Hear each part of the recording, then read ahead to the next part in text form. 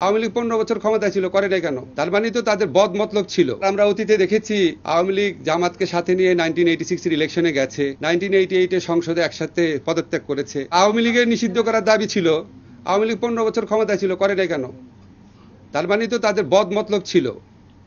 15 বছর তারা ক্ষমতায় ছিল, তাদেরই সহযোগী সংগঠন বিভিন্ন মহল থেকে তারা এই ধরনের দাবি তুলেছে। আবার আমরা অতীতে দেখেছি আওয়ামী লীগ জামাতকে সাথে নিয়ে 1986 এর ইলেকশনে গেছে, 1988 এ সংসদে একসাথে পদত্যাগ করেছে। একসাথে পদত্যাগ করার পর একসাথে প্রয়াত মতিউর রহমান নিজামী সাহেবের সাথে আওয়ামী লীগের সভানেত্রী সাংবাদিক সম্মেলন করেছেন। বলেছেন উনি শুধু আওয়ামী লীগের লিডার না, উনি সকল বিরোধী দলের নেতা। আপনি দেখেছেন আমাদের অ্যাটর্নি জেনারেল অফিস থেকে যখন আওয়ামী লীগকে নিষিদ্ধ করার একটা দাবি উঠেছে হাইকোর্টে, সে অফিস থেকে এটার প্রতিবাদ করা হয়েছে, এটার বিপক্ষে দাঁড়িয়েছে। ব্যক্তিগতভাবে আমি মনে করি কোনো রাজনৈতিক দলকে নিষিদ্ধ করার পক্ষে আমি না, আনলেস আপনার যদি একদম সুশক্তভাবে জঙ্গি তৎপরতা, রাষ্ট্রবিরোধী তৎপরতা, কোট আন কোট যে বিভিন্ন পলিটিক্যাল পার্টি রেটরিক হিসাবে ইউজ করে, সেটা না।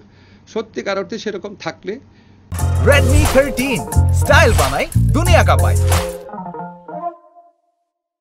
তাও প্রচণ্ড সততার সাথে তদন্ত করে দেখে হয়তো এটা করা যেতে পারে। জেনারেল রুল হিসাবে আমাদের সংবিধানে সংগঠন করার স্বাধীনতা আছে। আওয়ামী লীগ বাংলাদেশের স্বাধীনতা সংগ্রামে নেতৃত্ব প্রদানকারী দল, বিভিন্ন গণতান্ত্রিক সংগ্রামে এই দলটার অবদান ছিল।